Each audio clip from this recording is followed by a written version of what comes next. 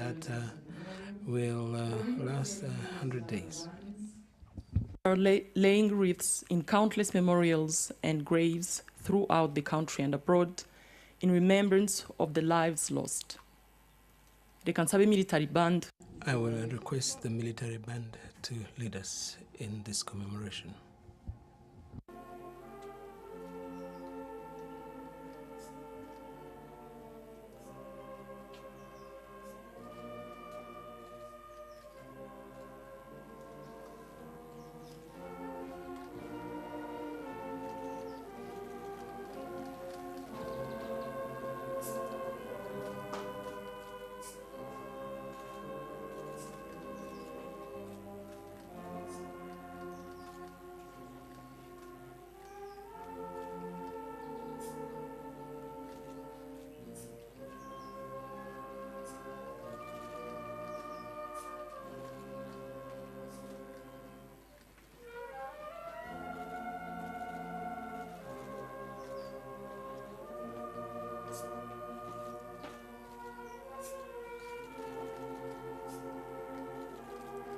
Nyakubahwa Perezida wa Repubulika na Your Excellency, the President of the Republic and the First Lady,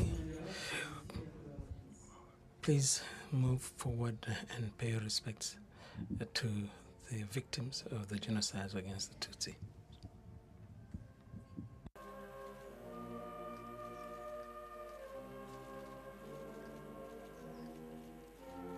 May I now invite Your Excellency Charity Manyeruke, representative of the Diplomatic Corps, to step forward and pay your respects.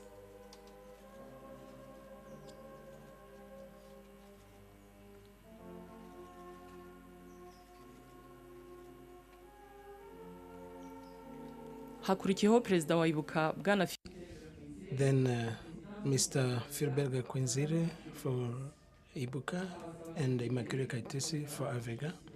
Please move forward and pay your respects to the victims of the genocide against the Tutsi.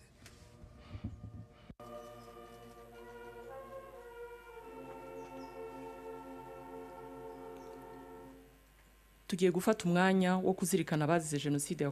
We will take a minute of silence.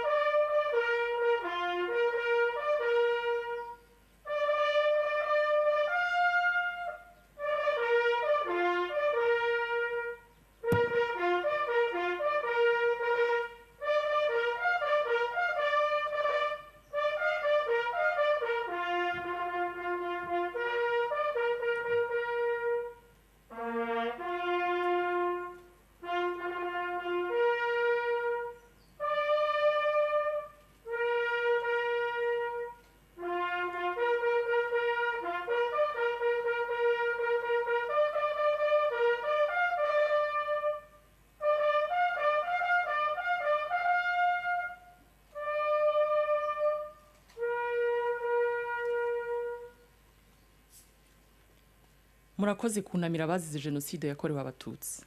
Thank you.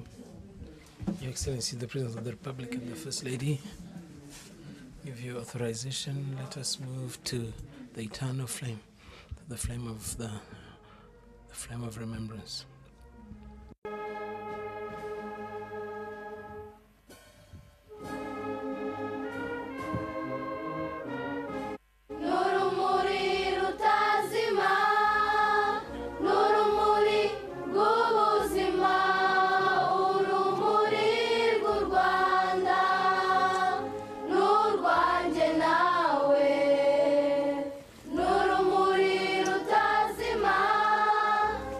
Nurumuri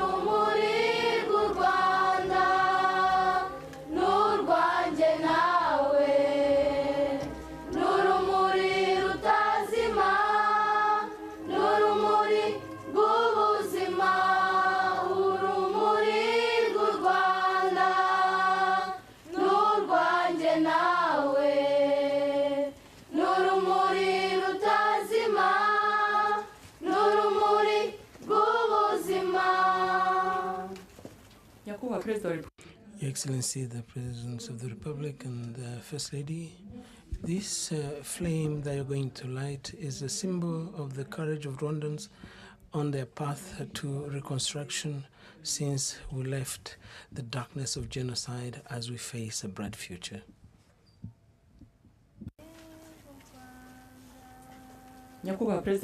Excellency, the President of the Republic, please move forward and light for us the flame of remembrance.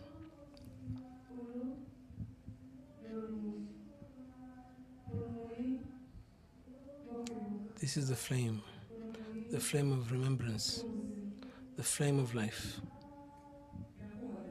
Your Excellency, the President of the Republic and the First Lady, this flame will last 100 days here at the memorial. The program for today's commemoration will continue at the reserved space.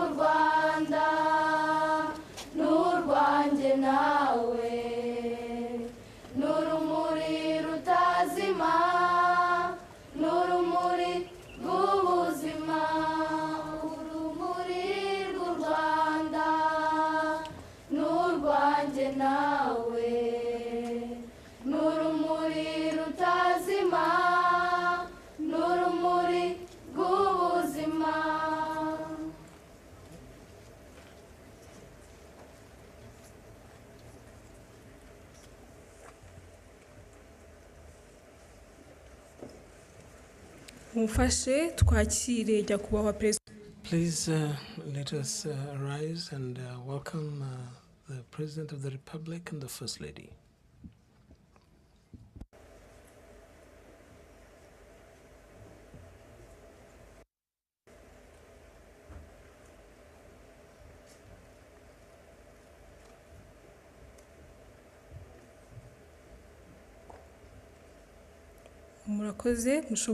Thank you. You may sit down.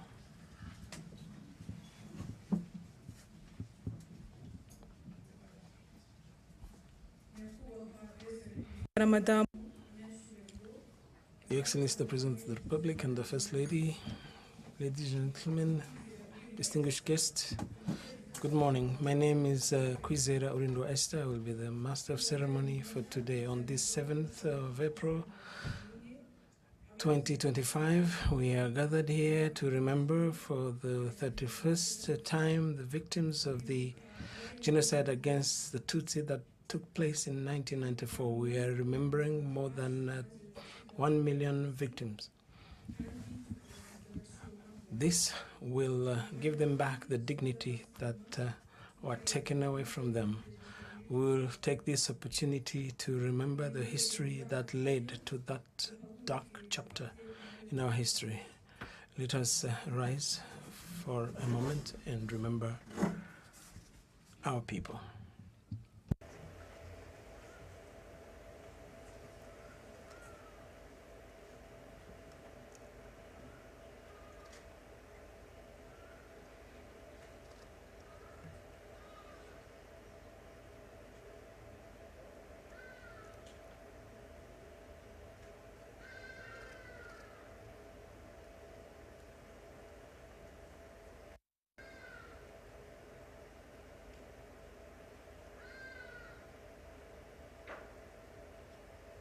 Murakoze. Thank you.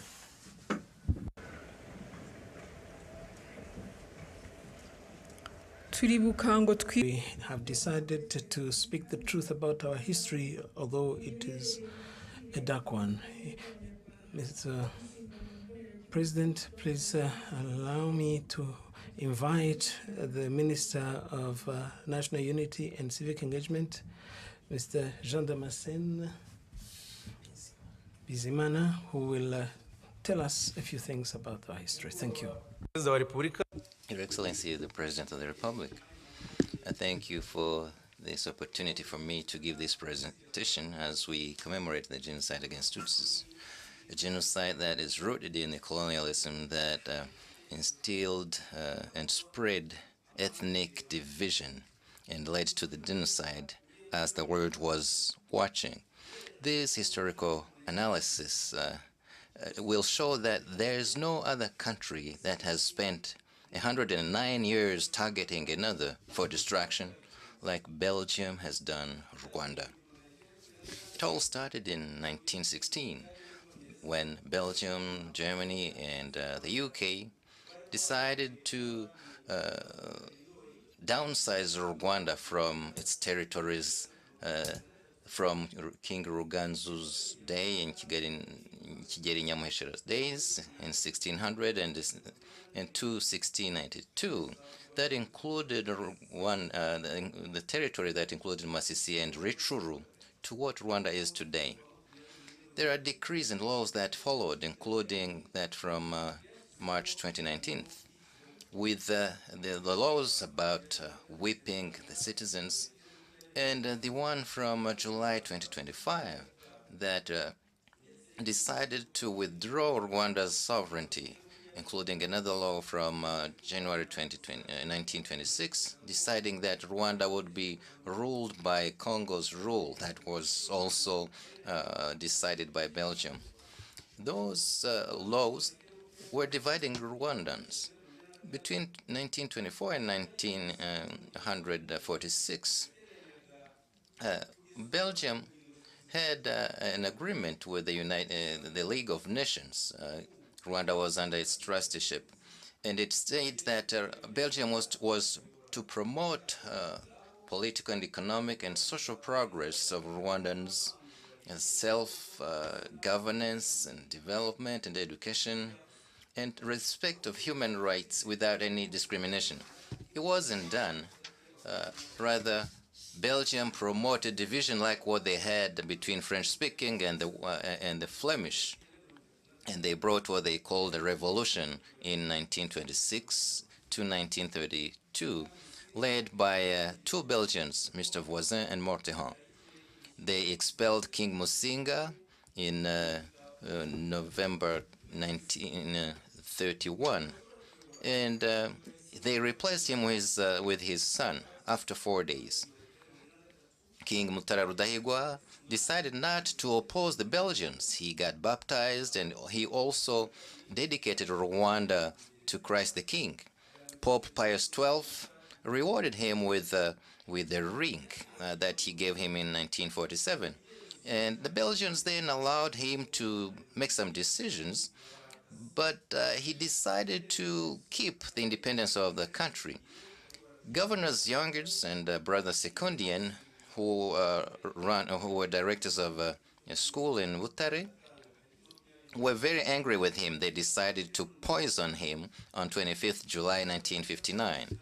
Your Excellency, there's no other African country whose two countries were killed by the colonialists. Belgium decided then created Parmehutu political party with 4 manifestos. In October 59, August 1961, and June 1964, and June 1969.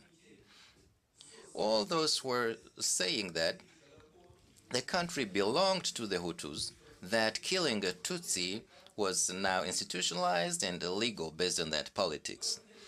From November 1959, Colonel Logist was who was sent in Rwanda from the Congo with his deputy as Major Marlier. They give him the military to make sure that Parmehutu took power. In November 1959, Colonel Logist decided to expel Tutsis, relocate them to Bugesera in 1969. At the end of that year, 13,890 Tutsis had been removed from their homes and were sent to Bugesera. They pleaded to go back home. Belgians refused. Some Tutsis who tried clandestinely to move to other provinces were expelled from Belgians. In August 1960, Nyanza administrator called Emmanuel de Jamblin wrote to the chiefs, give them instructions to expel the Tutsis, saying some people were expelled from Gitarama province and are trying to settle in Mayaga. Kick them out. None of them is allowed to settle in Mayaga or Nyanza province. They have to go to Bugesera. You should enforce these laws. Their cows should be expelled too. In November 1969, chronologists, under the advice of Bishop Perrodin, convened administrators, ordered them to expel Tutsi civil servants, replace them with Hutus, in a communique that he sent to all the officials in December 1959. He said that this was to allow Hutus to be ruled and governed by their own people. UNAR, political party that was fighting for independence, they said it was a Tutsi party, and they fought them, and the Christian, the Catholic Church fought them because they said they were communists. You know, its president, its secretary were from different categories of the population. And in June 1961, Belgium gave a decree to release from prison 2,000 killers who had killed between 59 and 61, saying that those who were being released are those who had committed the following crimes: killing people and burning houses down and burning Tutsis inside, people inside the houses, killing people or torturing them, and looting or killing. That ethnic division spread even into the military under Colonel Van Straten. Together with Colonel Logis, they said how it would be done. And they wrote this report in 1960. The army will be made up of Hutus exclusively. We don't need to be impartial or democratic to integrate any Tutsi. Tutsis who will want to enter the army, we will say that they are incapable. Even though this is unjust, we can't mix goats with cabbage and to integrate people who will create us problems. Belgian intelligence expressed concerns and wrote this on April 30th, 1961, saying this: in Rwanda, the army that is exclusively Hutu, when they work, what they put forth is they being Hutu instead of being professional. We believe that they are not fit for the security operations. This went on until General de Cumont, who was a high-ranking officer in Belgium, wrote this to the Ministry of Defense in 1961. He said, these politics of giving the Rwandan army the responsibility to protect borders and ensure security in the country means that in case they commit crimes that the UN might define as genocide, we might end up being accused of a complicity. In March 1962, the Rwandan army started killings in Byumba, killed more than 2,000 Tutsis, including an assistant medical doctor, Clavin de Jouro. It was written in international newspapers in December 1963. The Rwandan army, under Belgian officers Dubois, Florquin, Turpin, and France, killed many Tutsis in the country, more than 35,000. Diplomats, missionaries, civil servants, many people, including newspapers, confirmed that it was a genocide. There are several examples. The Belgian ambassador's telegram of 24th December 1963 said this: there are people who are being put in jail illegally. And I believe that if you look at this, this is murders targeting Tutsis, many Tutsis. Marc Darbin, French ambassador, in his telegram of January 4th, 1964, wrote a report that said this: in Gikongoro, Hutu people killed Tutsis indiscriminately. Until 25th December 1963, Tutsis, about 15,000 Tutsis had been killed. In December 31st, 1963, Ambassador Barbe explained how these killings were being done. He said this, that the politicians, the leadership had started killings. They mobilized prefets and with the minister who was sent by the government. They gave instructions even to the burgomasters on how to kill the enemy. This killing started on Christmas 1963, and those who survived those killings called it Bloody Christmas. Belgium then issued a communique February 7, 1964, saying this: based on the accusations against the Rwanda's government, it's high time, and through our embassy, that instructions be given to Belgian officials in Rwanda on how to conduct themselves given what's being done, the killings of Tutsis. The killings are now known internationally, so we need to make sure that Belgium is not accused of playing a role in this genocide. July 1st, 1962, Belgium gave a pseudo-independence with a constitution on November 24th, 1962, saying that the country belonged to the Hutus. Then there were instructions barring Tutsis from schools and jobs. And on January 17th, 1967, the foreign minister, as instructed by President Kayibanda, this minister wrote to embassies and international organizations in Rwanda, telling them not to hire Tutsis. When Habyarimana took power, he brought another constitution in 1978, written by Philip Reyntjens, his advisor, reinforcing barring Tutsis in different places. In 1982, in October, Uganda expelled Rwandan refugees, and when they came to Rwanda, they were expelled to go back. And these injustices, this violence that I've been talking about, led the RPF to start the liberation struggle in October 1990. Belgium, France, and Congo sent their army to fight the RPF. President Habyarimana repeated this to the media, saying that Rwandan refugees would not go back. He said that on October 1st and 4th, saying, we can't give them 1 inch of our country. We will fight to the last drop of our blood. The Tutsis want to bring back slavery or feudality. They don't belong here. We don't have any space for them. They should stop complaining about the refugee status. They should remain where they are in Uganda and Zaire. Maybe they could come back for a brief period of time to see their loved ones. Between 1990 and 1994, Habyarimana's government smeared the RPF, saying they were the enemy of the country, they were bloodthirsty, saying that their intent to exterminate the majority. Many people did not see the RPF as Rwandans. On February 3rd, 1991, and Mairo Langsad was the chief of staff of the French army and President Mitterrand's advisor, said that the RPF is made up of Ugandan Tutsis.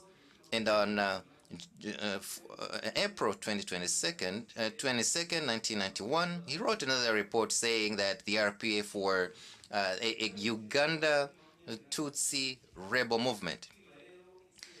We see what's happening today as people deny people their right to their own land, and this constitutes the crime of genocide. France supported this together with Belgium. Belgium added political clout, and the IDC political party supported the MRND in the killing. In January 1991, IDC hosted MRND envoys led by Habyarimana's advisor Enoch Ruhigira.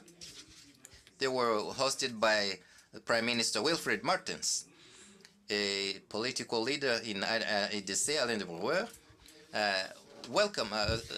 Made a report in 1991 about this. He wrote the foreign minister, Mark Eiskens. He was requesting them to come together to fight the RPF. The MRND charged Carguera Mutke Sperancian Ferdinand Nahimana, the notorious leader in genocide, and under the RTM radio, to support this action. In March 1993, André Louis from IDC wrote and agreeing with Leon Mugesera's speech in Kawaya. In January 1993, André Louis went to France to meet Mitterrand's political party, and they agreed to support the MRND in everything. They did this all the while they had evidence that the MRND and Habyarimana were preparing and planning the genocide, between which their denial should be taken seriously. There are many reports against Rwanda prepared by so-called Belgian experts, but they are the ones who played a role in the dark history of Rwanda, including that 1962 and 78 constitution and ethnic division. Philip Rengens brags about this on social media, saying that they need to bring an end to Rwanda's disrespectful behavior. Other countries like the UK have refused to extradite genocide suspects to Rwanda. As I move towards the conclusion, these endeavors to destroy Rwanda, there are many examples, but your leadership is still centered on the unity of Rwandans. We've lived to tell. We know that what we've achieved thanks to you. Our pact with you, we can't betray. We will not allow those people to turn us back into those dark ages. Our right to life, our choice are sovereign and non-negotiable. Those who want to diminish that should listen up and give up. Thank you, Your Excellency.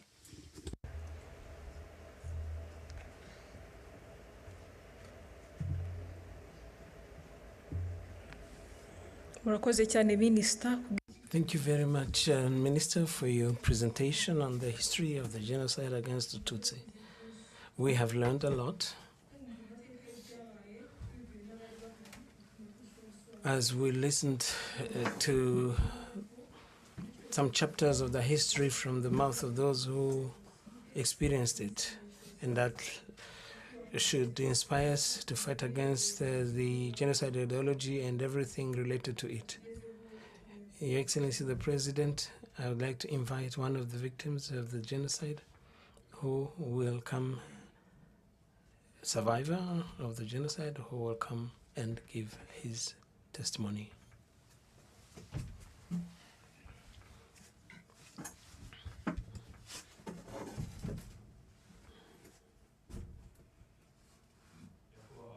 Your Excellency, the President of the Republic and the First Lady, thank you very much for granting me this opportunity to present my testimony and to explain to you how I survived the genocide against the Tutsi. My name is Mutango Hafredi. During the genocide, I was 18 years old. My parents were killed. My 4 sisters were killed. They were killed in the former Mavanza commune, which is today in the district of the Rutsiro in the cell of Mushubati. I will start my testimony, with your permission, with the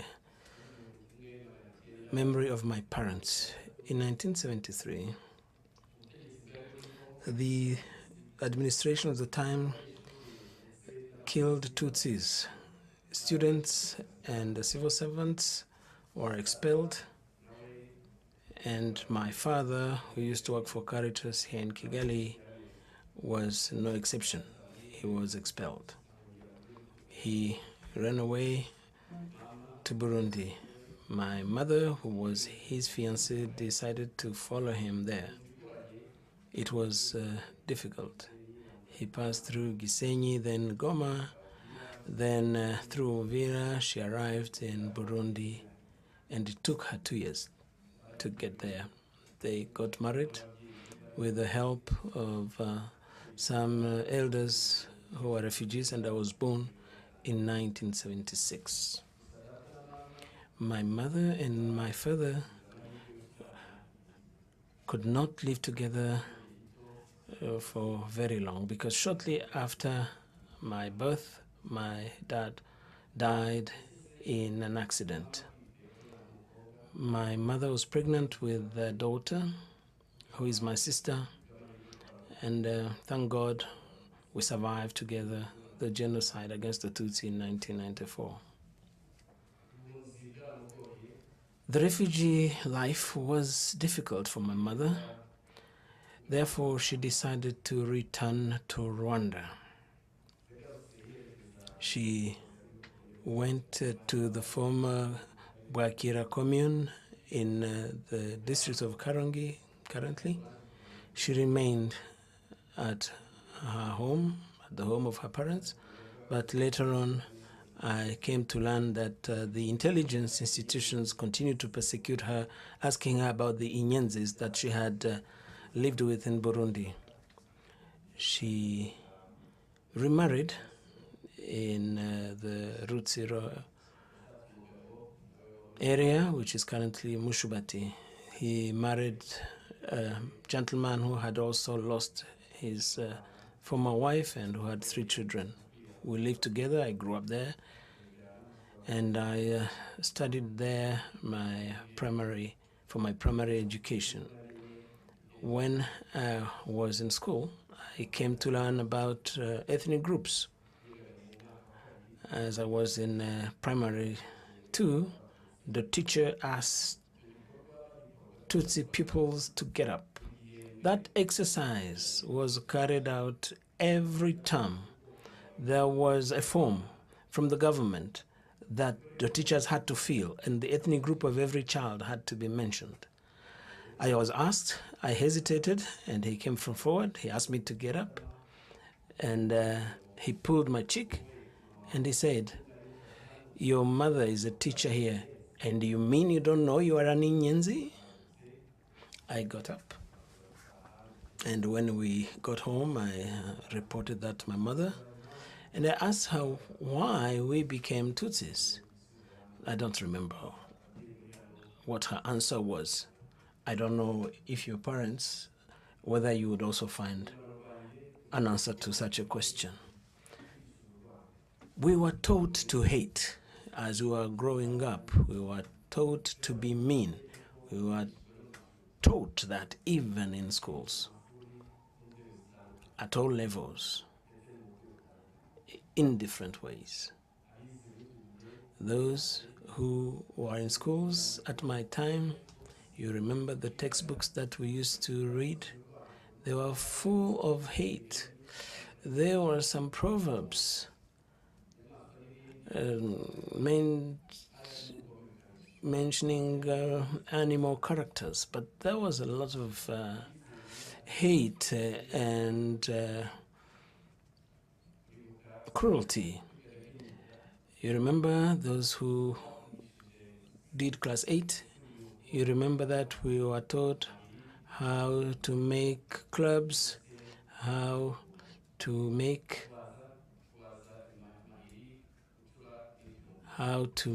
knives and such things. That continued until 1991 to 1993 as the multi-party system was instituted. The students spent their time taking place in rallies, political rallies, instead of focusing on their studies. During that time, many young people were made militants, were recruited in Impuza Migambi of CDR, were recruited into Interahamwe, and they were used to kill Tutsis during the genocide and to loot their property. On the 7th of April 1994, we heard very early in the morning the announcements from the government saying that people were to remain at home, and some songs were being played on the radio, and we heard that the plane carrying President Habyarimana had been shot down. We were confused. We did not know what to do. My parents asked me to go to the church in Mushubati. There were many Tutsi teachers in Mushubati. My parents sent me to ask if they had a plan. I went and met them and found everybody confused. They did not know what to do. However, some of them had started packing their belongings in order to go to the office of the commune in Mabanza, because they had been told that's where they will be protected. I come back home and I found very many Interahamwe. Those Interahamwe militiamen had come to our home to ask for food and money. But they arrived at our home after killing the first Tutsi in our area. His name was Rwandekwe. I come home. When my mother saw me, she asked me, "What's the news?" And I told her that the Tutsis are heading to Commune Mabanza, and she told me, "My son, we are encircled. We won't be able to leave this place." And she told me, "My son, go and hide." She told me, "Hide at the home of Kankindi, an old lady who was our neighbor." After a few moments, my Kankindi took me to a friend of mine called Peter. He had been a classmate in the primary school. I remained there. The Interahamwe continued to launch attacks over 6 days. During the evening, my mother would come and see me and encourage me and let me know that they are still alive. On the 13th of April, my mother came to see me in the evening, but she had changed. Her face was completely changed. She brought some tree tomatoes, and she said, "Let us share these fruits, my son."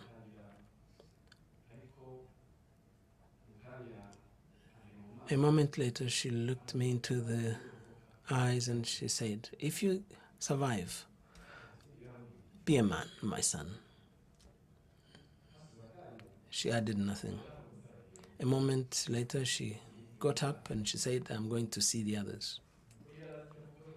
She knew what she was talking about because the attackers were at home, at our home, on the 14th, early in the morning. 14th of April, the former burgomaster of Mabanza, Bagilishema Inyas.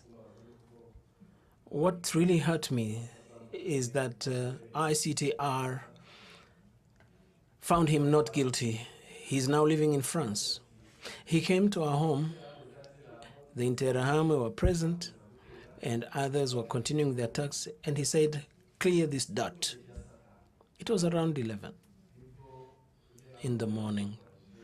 The Interahamwe, the ones who call them Imihembezo, they came from Gafumba and other areas. It was around our area. They all met at our home. My family members tried to run, each one trying to find a hiding place. They chased them, found them. They also found me where I was, and we were gathered at the top of a mountain. I was lucky. I don't know what happened. One of the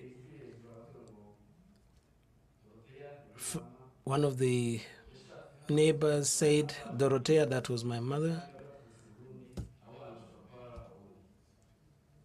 came here with 2 children, and those 2 children could be Burundians. And those who wanted to gather us and to kill us took the parents and the children, and they took them away. And I heard that my parents tried to pay the killers. They paid 5,000 francs because they wished to be shot instead of being killed differently. And the killer said the bullets are expensive, and they killed them instead with machetes and clubs. My sisters were thrown into a pit at Pastor Gasenge's home. He was also killed during the genocide. They were thrown in there alive, but they were first wounded, and some stones were thrown on them until they died. I and my sister, that same night, decided to flee that area and moved to a place called Urutare, Rwandaba. Some people know the area, probably. In that area, the younger sister of my mother was there, and her husband was not among the targeted members of the population. She welcomed us. She told us, come in here. But that man also had trouble protecting his own wife. The attackers came to his home many times, accusing him of hosting some Inyenzi. I remember that twice the attackers came and they were given money. He gave them money, and a time came, he told us, look, please try to go away. I can't protect you anymore. But he gave us his identity card. At that time, he had 2 children, his identity card. The number of children were usually written in the identity card.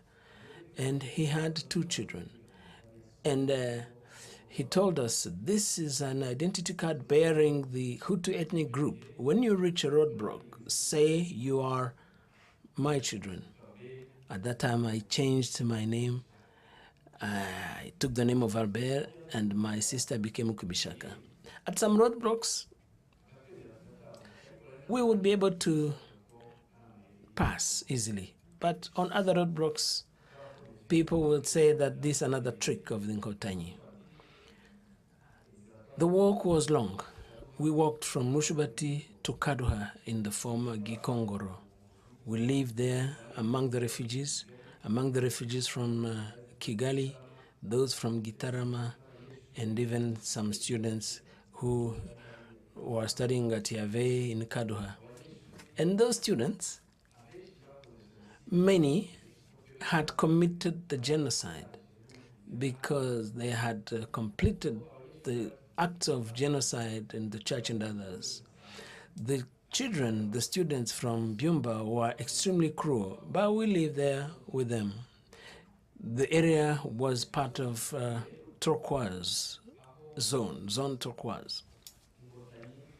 The Nkotanyi who stopped the genocide in many parts of the country could not reach zone Turquoise. The killings continued in zone Turquoise. They would kill people who had been hidden, and they would kill Hutus who had hidden some Tutsis. This went on until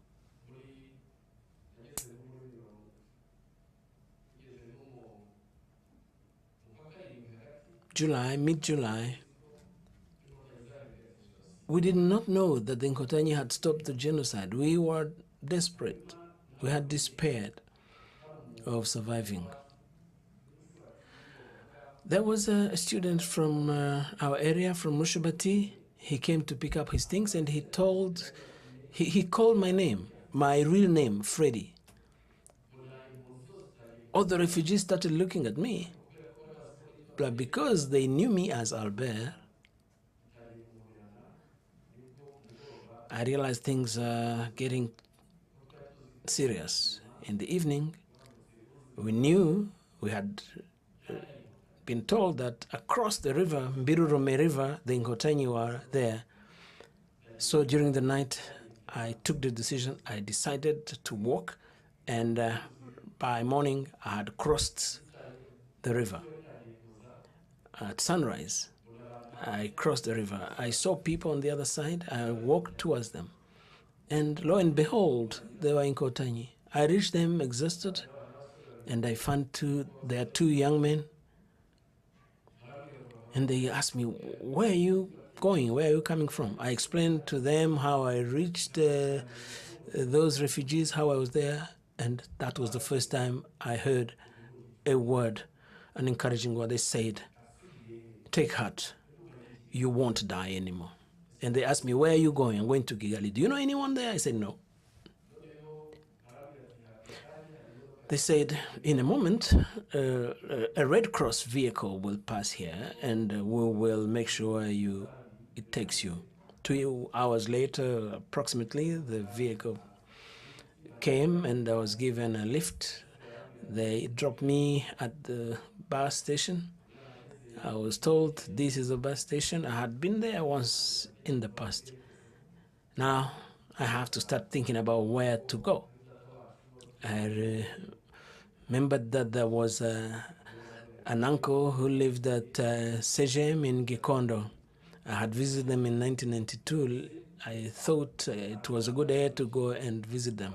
I arrived there. I found the family had been decimated and their home was in ruins. It was nighttime. I spent the night in those ruins.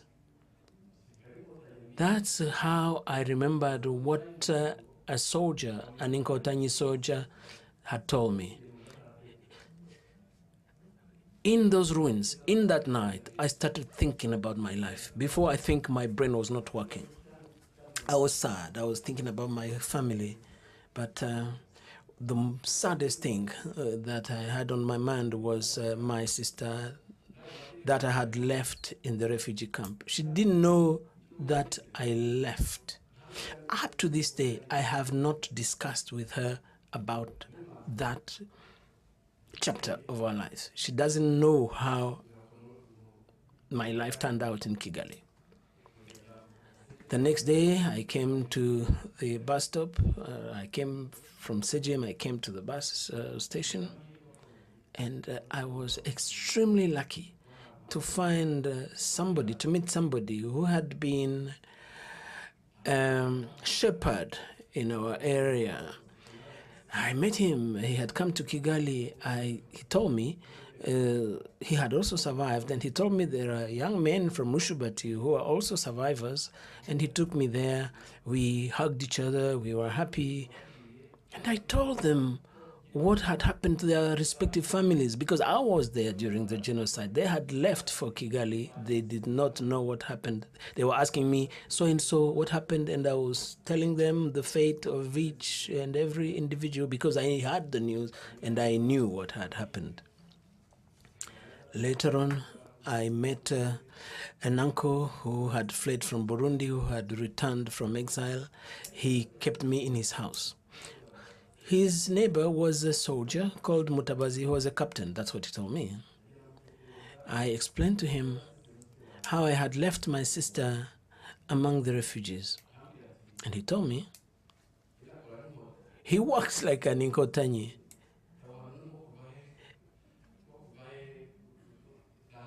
He asked me, where is it exactly? And I explained. The next day, he took me to that place and he helped me in extracting my sister from the refugees. It was a miracle.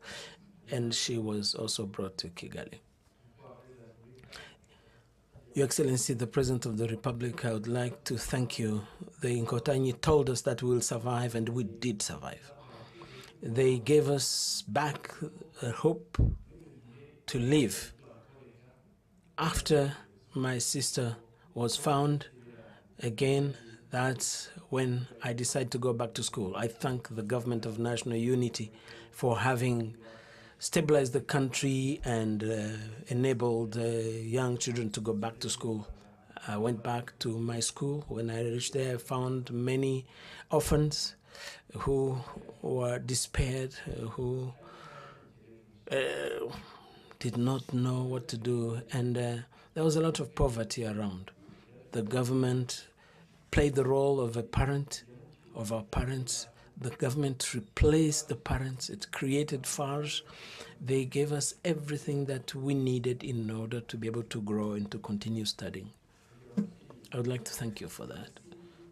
The foundation that our government gave us in order to survive is a pact. It's a pact that we cannot betray.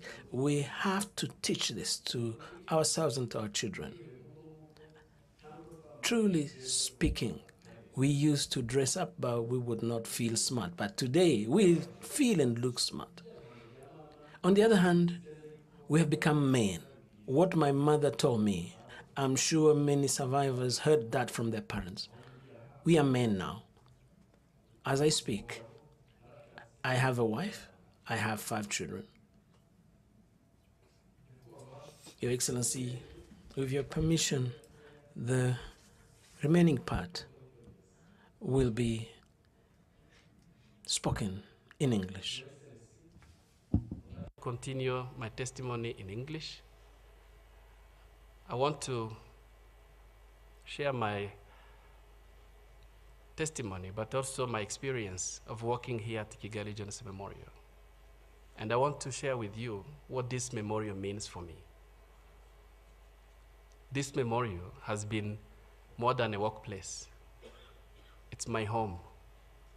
It's a home for me. Working here has transformed me deeply. Trying to learn and understand my history, the history of my country, explain the root cause of genocide against Tutsi, trying to share the transformation journey of my country from the ashes of genocide to a peaceful nation. It has been a very positive journey for me. But this memorial has a huge meaning for the international visitors that I receive all day, every day. This memorial provides an historical clarity. They come here to learn and they bear witnesses. They go back transformed. They're transformed by what they see and what they hear. They take these stories, our stories, the stories of genocide, the stories of reconstruction, across the borders and through generations. I want to extend my profound gratitude to the government of Rwanda for establishing the memorials around the country. It's a such act of humanity. While the perpetrators, they left their victims unburied, no respect, no dignity. They attempted to erase their humanity by establishing the memorials, such as Kigali Genocide Memorial. It's a profound and a powerful statement that they failed. The memorials here, the memorial here at Kigali Genocide Memorial, it's a place of healing for my fellow survivors, by myself as well. To conclude, through our pain, we find a purpose of life. Through commemorations and remembrance, a date like this, Your Excellency, you'll never miss for the last 31 years. Through your message, comforting message, and a powerful and profound message, Your Excellency, we find our strengths. This is what means memorization for humanity. Acknowledging the past, the dark past of our history, but also affirming our commitment to light. Murakoze cyane kunyumva. Thank you for listening to me. Let us continue to remember as we rebuild our lives.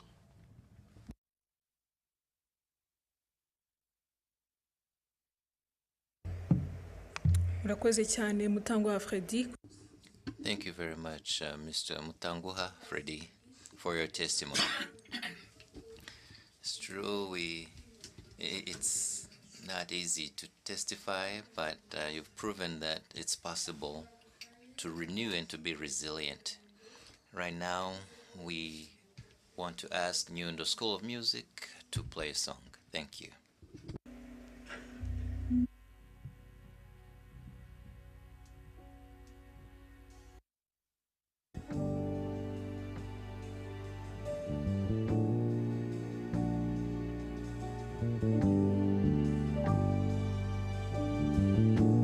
Two, three, four.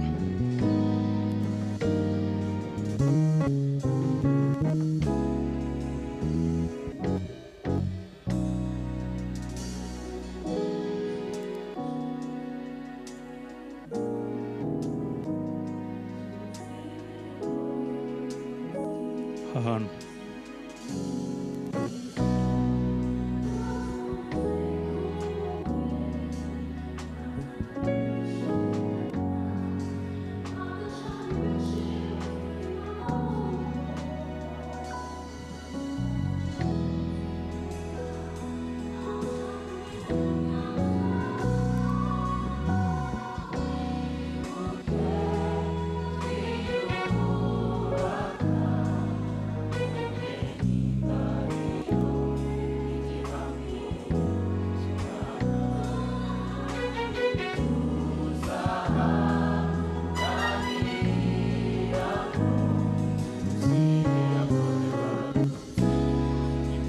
Amor, tuzamura akavura ko gakeya.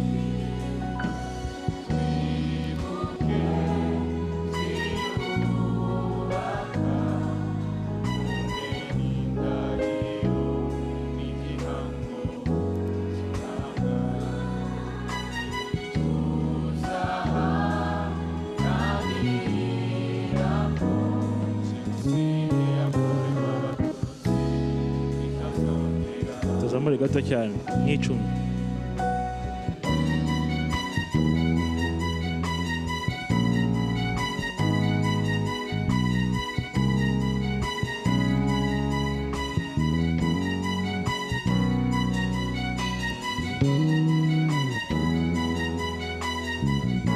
Arrangement.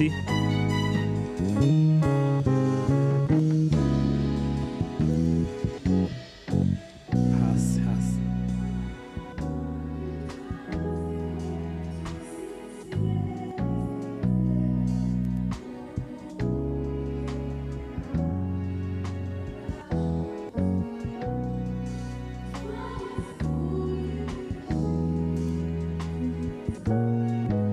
Arrangement itu kan, wow.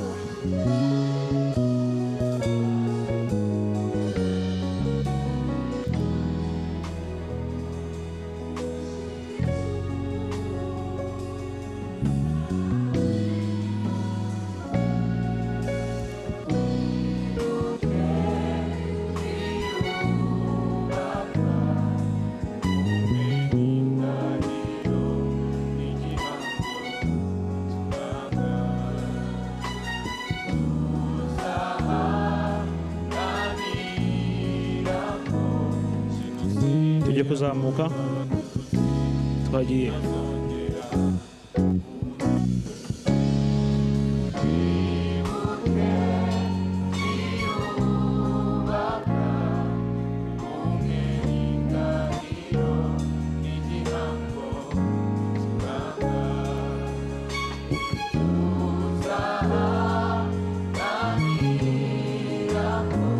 Komeza ucurange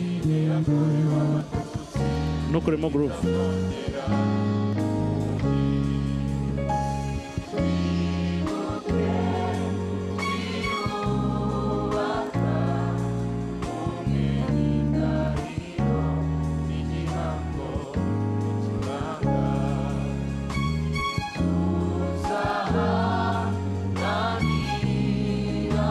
Aho tugiye kuvamo.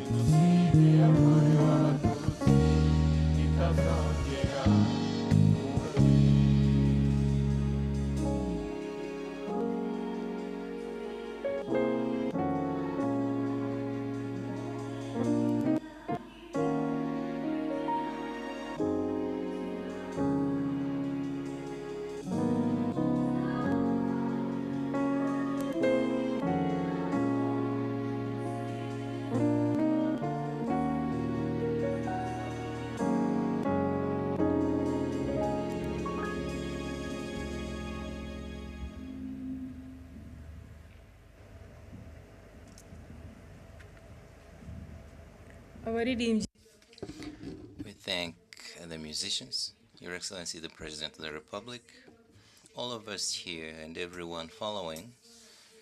We're waiting to hear your remarks for today. Over to you.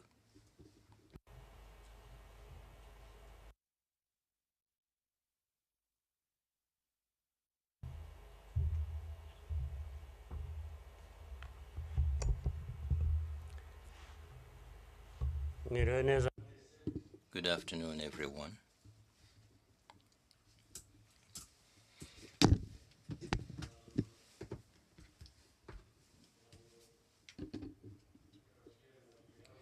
I think it's somehow easy for me to have an entry point here.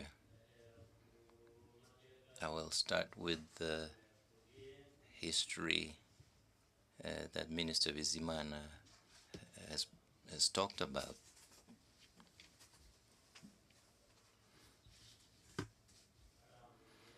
It's, he gave a very thorough analysis that was evidence-based. I also want to thank you all of you present here who are joining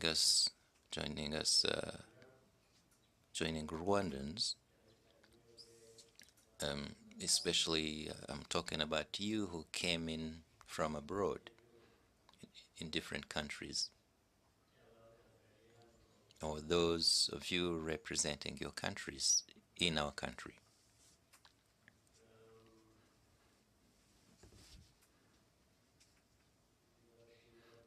I thank you because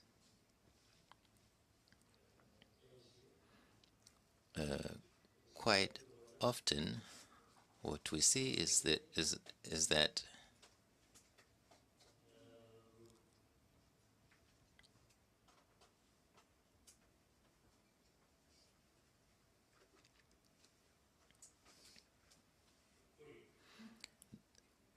the truth is no longer the basis for everything. And that's why, well, let me put it this way.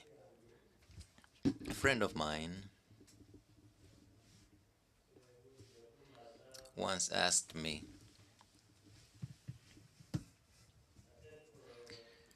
you see, as a human being, how do you live? Well, I will say some things in a foreign language as well. But he asked me, how do you bring together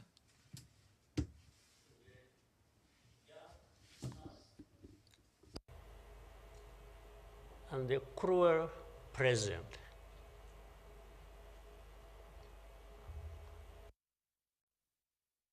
How do you manage that?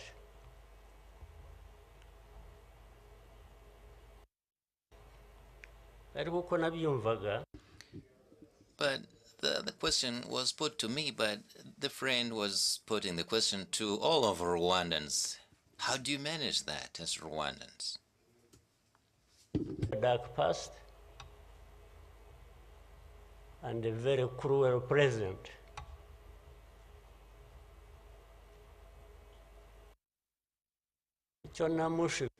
And my answer was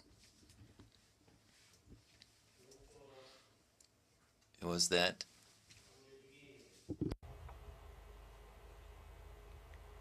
we were under an illusion that the two were siblings and we had to deal with them as such. You have to deal with the cruel present, knowing that it is very, very much related to the dark past. They are inseparable. So for us, we have a choice to make.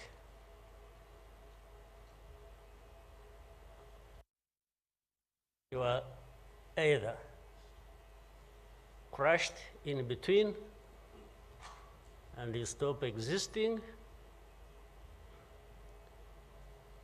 or you stand up and fight.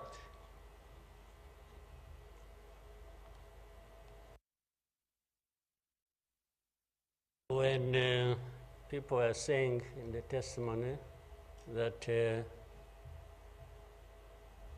you know, the hope they have, and that what happened here 30-something years ago will never happen again.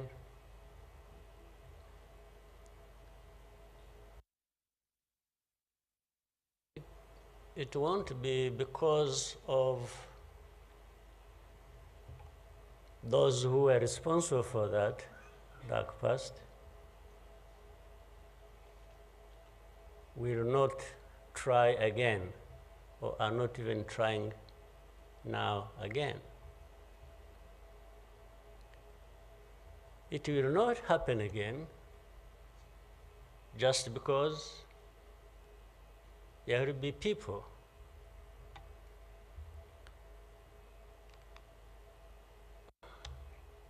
who will stand up and fight.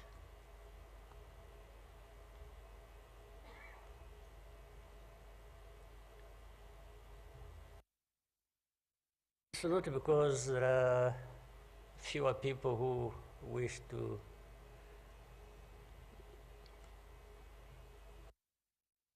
perish, or who would have wished us all to disappear, this country to disappear.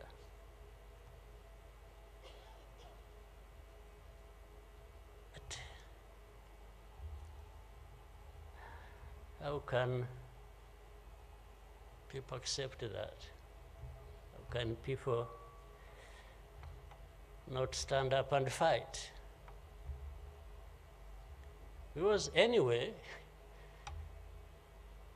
well, there is a risk you may die when you stand up to fight. But if you don't, it's a sure thing you are going to die.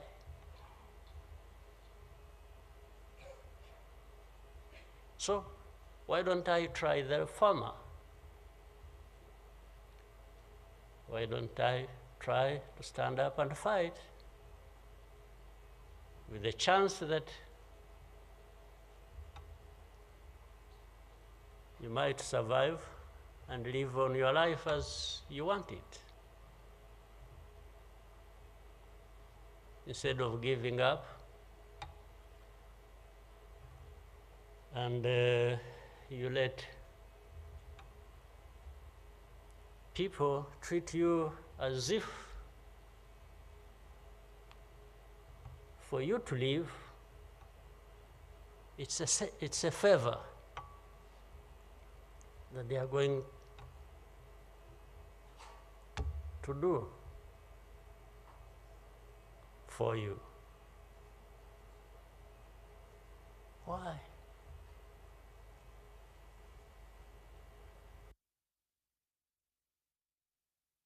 I've also had people come to me and warn me and say, President, you know you are too vocal, you say things that challenge these people who have the power in their hands, and they're going to kill you.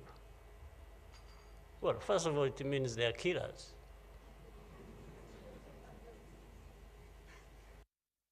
But my answer to them is, you know what? If I were to be there to just accept these things to happen, I don't think I would count myself as living anyway. It's like I would already be dead. To live a life of lies, of pretense,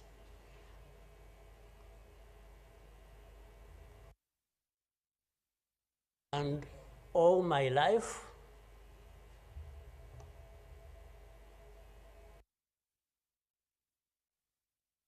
to somebody else, I would be dead anyway. So why don't I die fighting?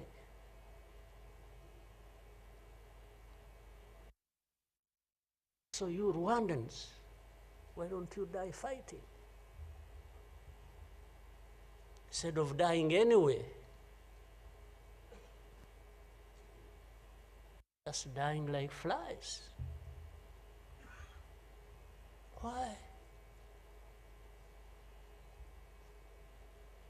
My message goes to other Africans who live like this on a daily basis, who are dehumanized. And they accept it and they beg. I can't beg to live. I can't beg anybody.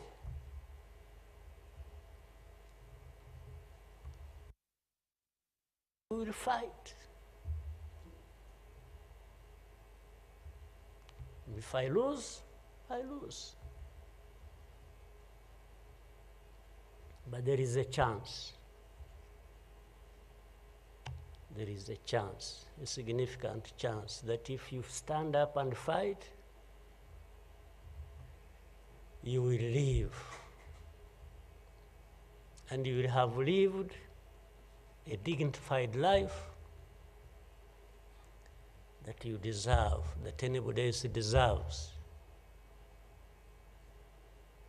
So these people who are there to the UN, they are there to these Western capitals, they are everywhere, they are just saying, Rwanda, this small country, this Rwanda. I mean, you see, when you are talking about Rwanda and ganging up together against Rwanda, you think it's some country that is, I don't know. Then when I remember the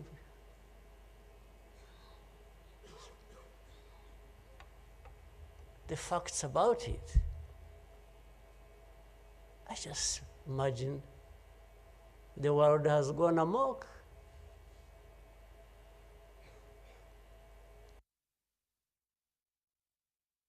But in the midst of all that, we have to live. We have to live our lives, we have to fight for that, we have to live the way we want. And I tell anybody to his face to go to hell.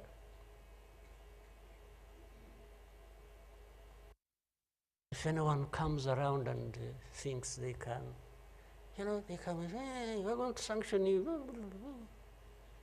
To what? Go to hell. Just go to hell.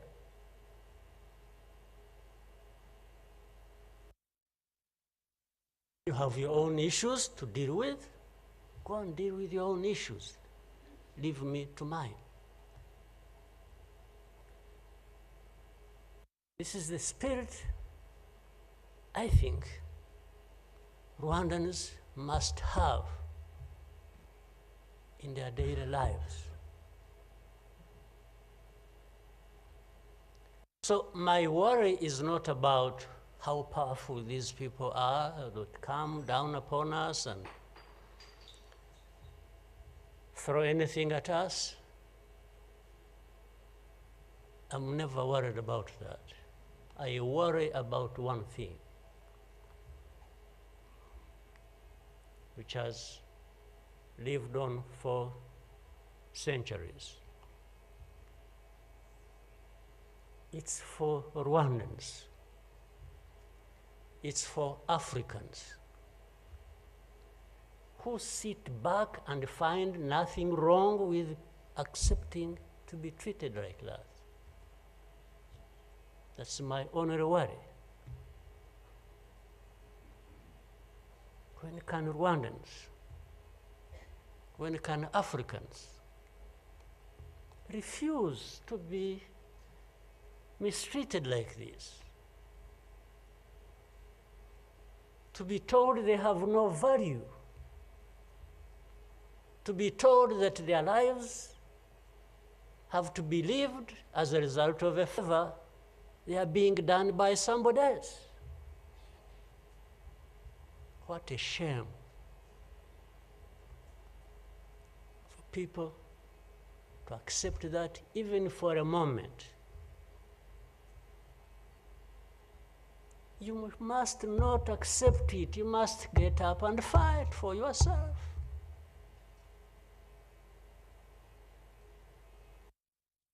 And then you have fools leading countries and being used as puppets.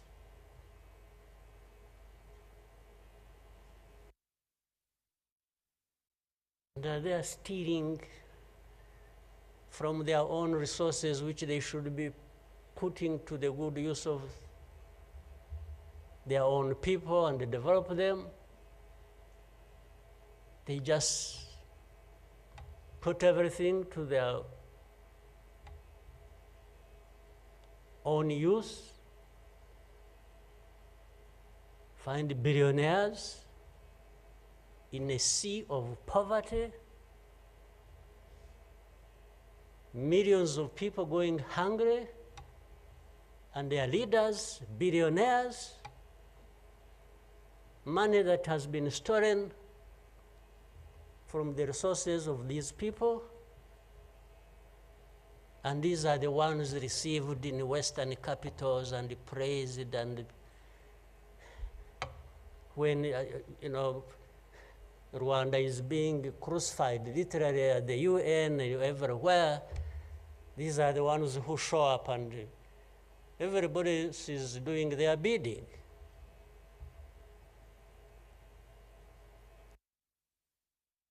They don't talk. These ones don't even say a thing. There is somebody to say it for them.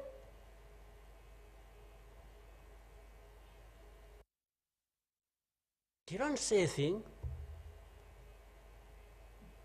Even in meetings where solutions are being thought about and crafted and so on, they are absent because somebody else is there. They are addressed there. When their name comes up, they say, no, no, no. You see, I see it on a daily basis. Somebody has agents, orders them, pays them to go everywhere preaching hate speech, killing people in broad daylight, setting fire on these people, burning in broad daylight. And when it comes up for discussion, they say, no, no, no, no, it's not this one. No, no, no, no. You see some other people, we look for them. But the person keeps coming up. He says, no, no, no, I will take the war to Kigali, I'll remove the government, these Tutsis, we are tired of them, like we were tired of them 31 years ago. Here. And it's okay. These wonderful people, these powerful people who tell us what to do and what not to do, they are okay with that. They are fine with that.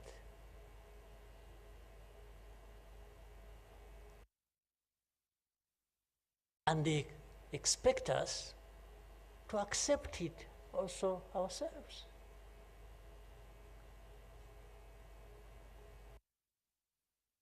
In broad daylight.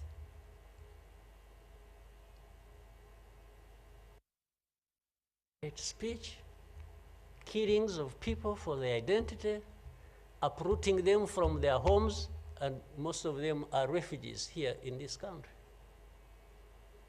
We have 125,000 people as refugees who have been living in camps, uprooted from their homes in Eastern Congo. And then these powerful, good people come here and pick 1, 2, 3, another day 5, if there are many, to go and settle them in those beautiful countries of theirs. And they leave the majority here. And they expect us to be thankful that that's a huge gesture of generosity. First of all, they take them knowing that these are actually refugees from a neighboring country. They don't take them as Rwandans.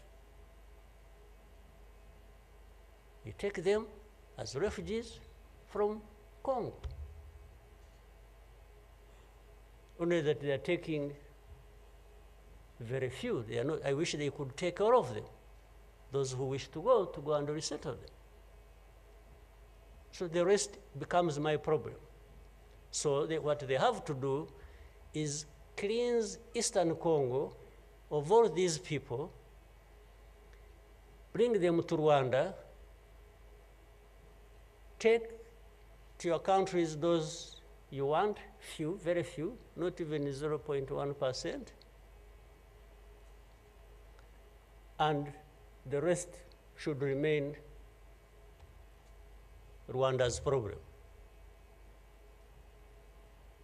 Because after all, these ones are Tutsis like Kagame. That's a simple conclusion. But ask yourselves, how did these people end up being across the border of Rwanda? Was it really done by Kagame? Was it done by Rwanda? No, for us, we are here lucky that we are alive, that we survived.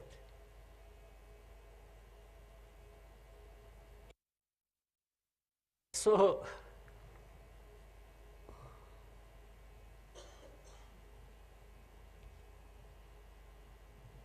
but as I say this,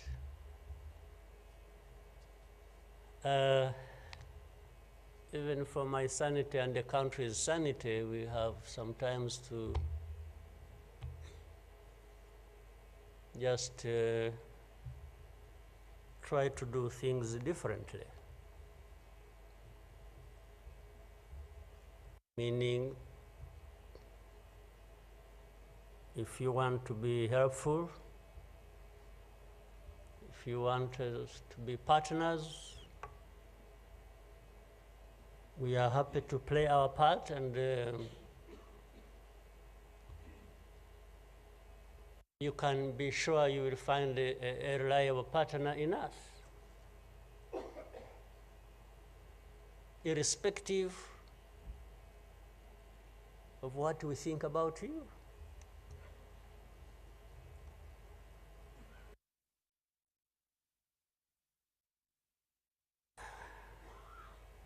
You know,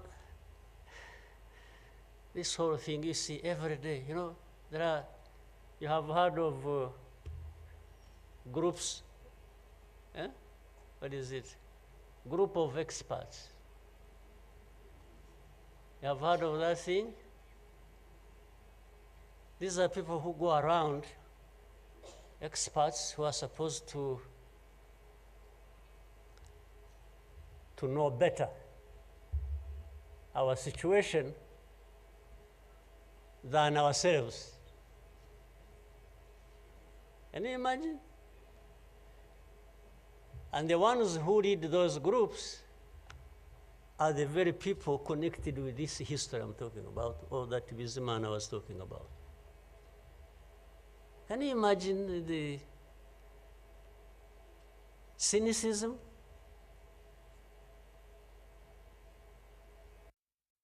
And this expert comes to me and asks me, you know, but this. So the whole thing about genocide, this ideology that has killed millions of people, has been turned into a problem of minerals. You know, it's okay. Let's imagine it's a problem of minerals now. Was it a problem of minerals in 1994? Which minerals were we fighting for here? Just imagine. Which minerals?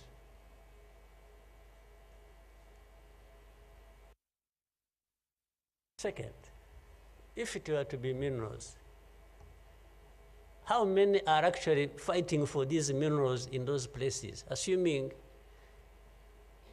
you found evidence about Rwanda being implicated in what's happening in Congo for minerals in Eastern Congo. Are you really saying it is just Rwanda? Why don't you be brave enough to say Rwanda is invading our territory we have created for ourselves and is encroaching on the minerals we are also encroaching on in Eastern Congo? Why don't you be brave enough to admit that? At least to say that.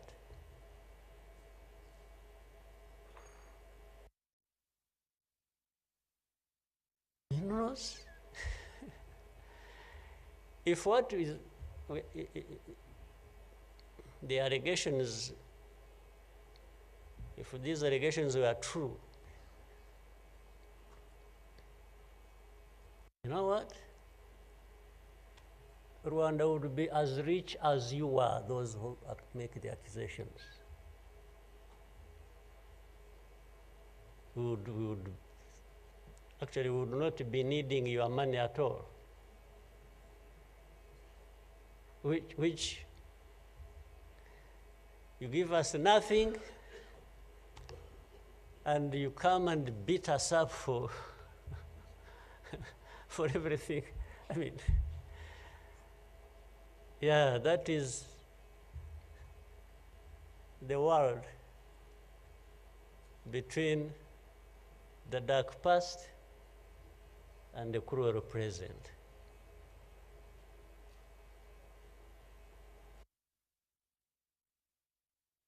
But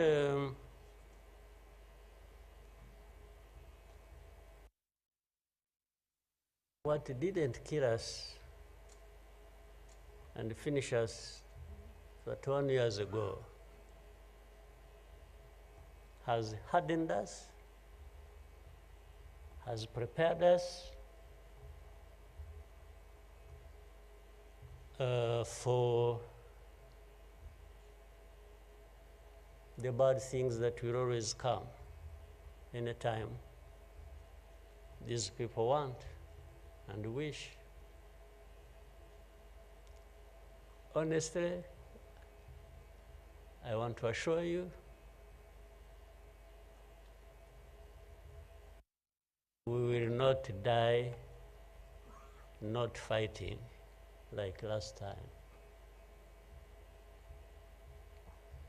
And fighting does not involve invading anybody's territory, does not involve going after something that is not ours. Fighting, I mean, is if you find us here and want to treat us the way you want that we have seen in the past, I just want to assure you, you will not succeed. You will not succeed. I think I beg all these Rwandans, we should be itching for a fight with anybody who wants to come here and turn things upside down. And I think there are many who are ready to join for that. But for our friends, our partners, please don't misunderstand us, don't mistreat us. We have had enough of it. Take it somewhere else. Take it somewhere else. You know, this Bizimana who was telling you this whole history, by the Bizimana, if you could compile that and distribute it to our friends and all of us. I actually want a copy of what you... But I think you should give our friends and others, they need to... Much as in the cruel present, facts don't matter, evidence doesn't matter, the truth doesn't matter. What matters is what pleases you on any day, and doesn't matter what facts about others. But and I was saying this because this man made another presentation another time that involved the same people he was talking about. And the next day, from embassies, people came to him, threatening him. You know, they even, they are so foolishly brave to just, you know, they went to him. And I think another message went through Foreign Affairs. It's like this man who is saying this, and he was not saying it is not true, but he was saying no for daring to say it, even if it is the truth. Yes, they threatened him, and they even started threatening he will not get a visa to travel to some places, face to face, like that. Somebody from the embassy threatening our minister. Of course, I can't blame them that, given this history we have had, that from the embassy they even think they are above the minister.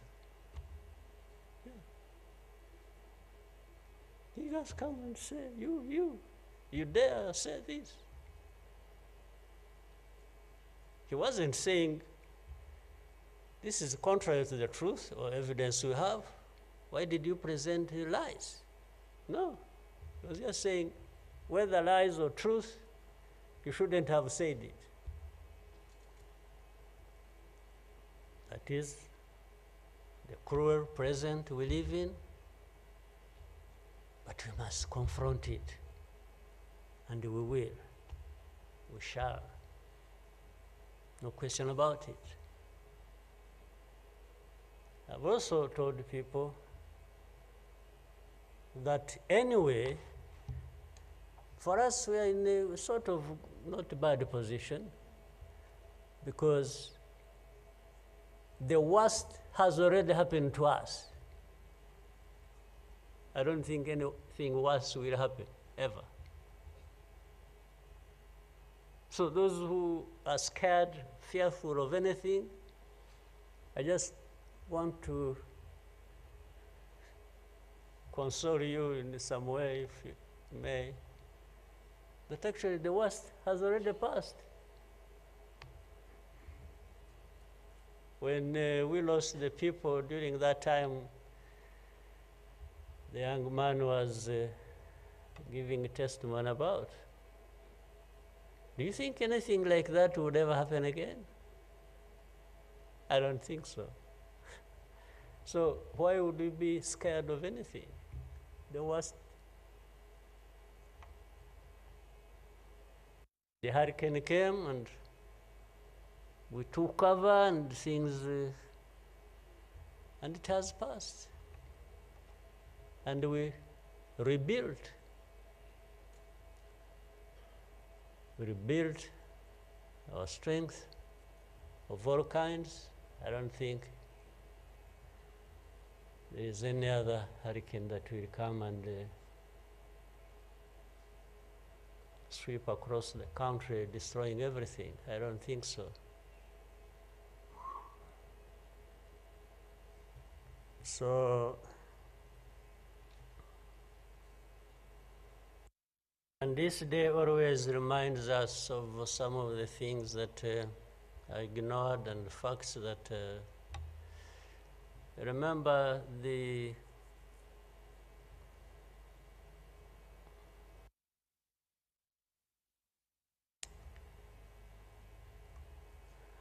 book written by somebody many of you know, Philip Gurevich, with a very long title. When he and this is a man who, well, at least I would have wished if they could think of such a man and put him in the group of experts, maybe they would benefit from. But you bring somebody just because she comes from a country that colonized Rwanda and that becomes the expert. I think that's not serious. But he said that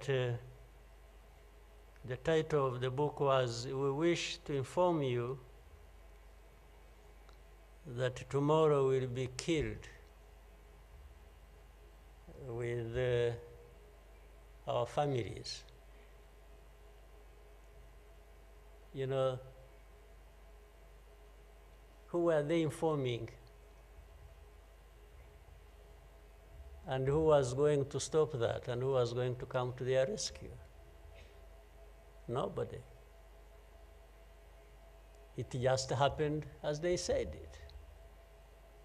People kept telling the world, "We want to inform you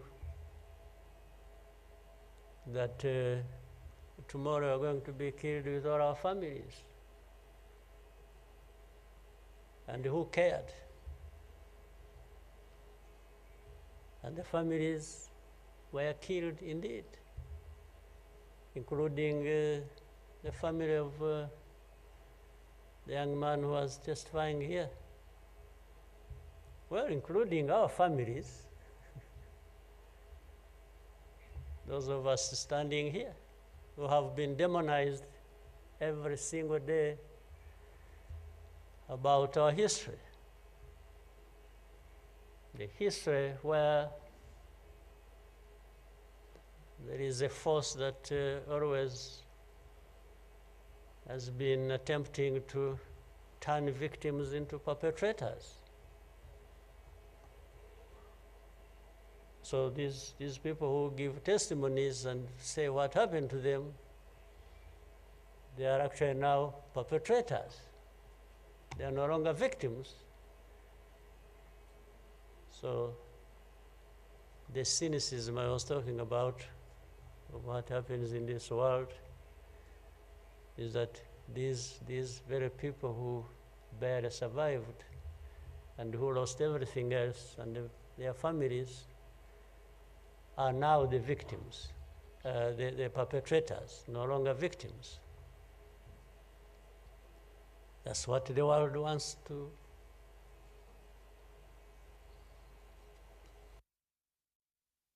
create about us. I think I should, even for, again, the sake of our sanity, maybe you'll always, you know, during the war times, to keep my own balance, you know, there used to be battles taking place across the country, militias killing people, RPA soldiers fighting government forces. Sometimes in our movements we would one of the commanders would come to me and say, President, you come and see what has happened here.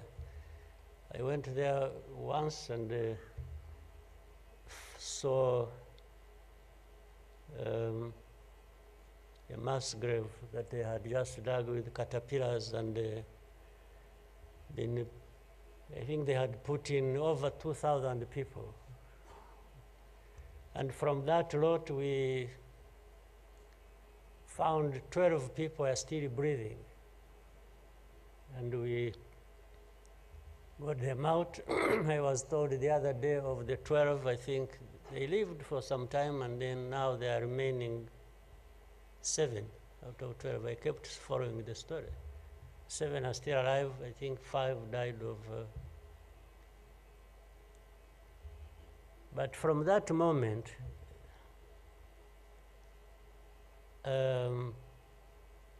I told the commanders that they should never bring my attention to this kind of thing.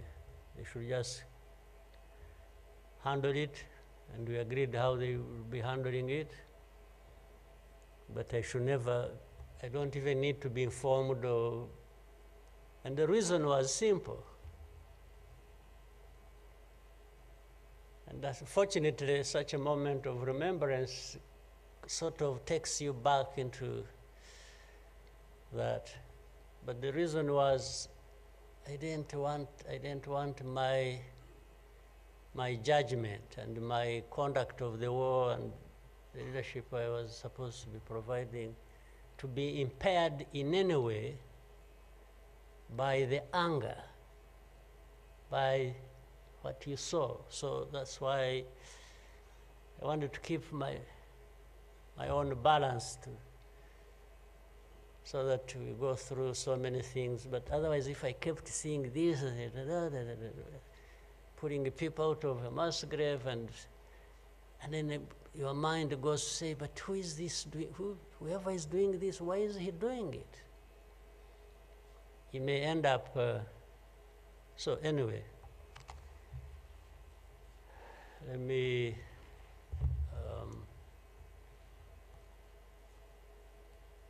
end here. There will always be another day, another year to commemorate our lost people. But for Rwandans, I beg you,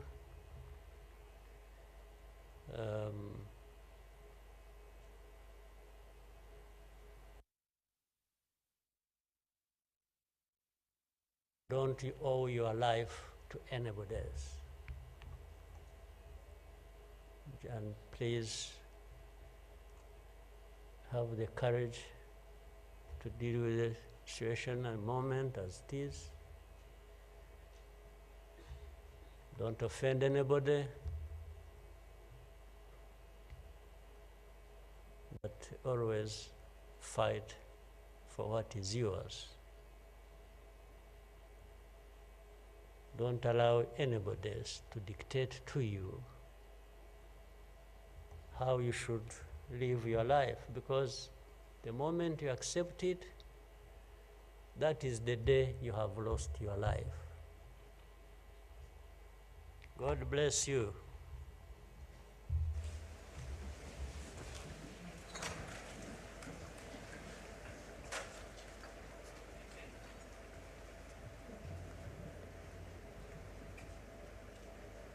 murakoze.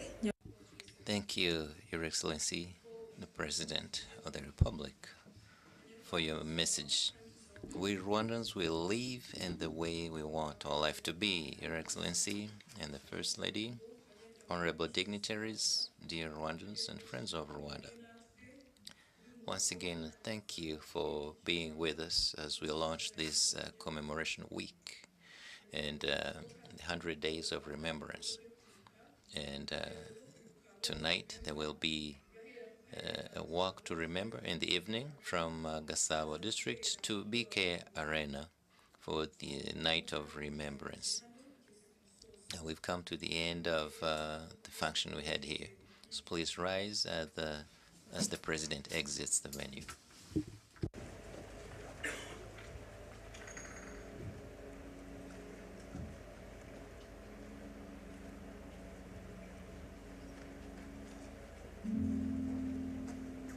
munyemerere kandi tube tugumye mu byicaro byacu. Please remain in your seats for a little while. Let's keep remembering as we rebuild our lives.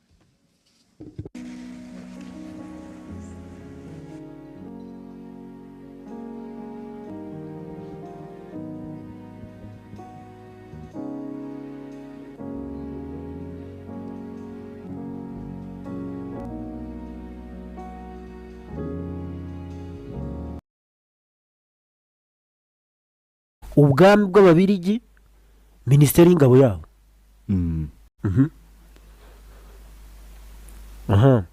This is a The river level drops again in the next few days.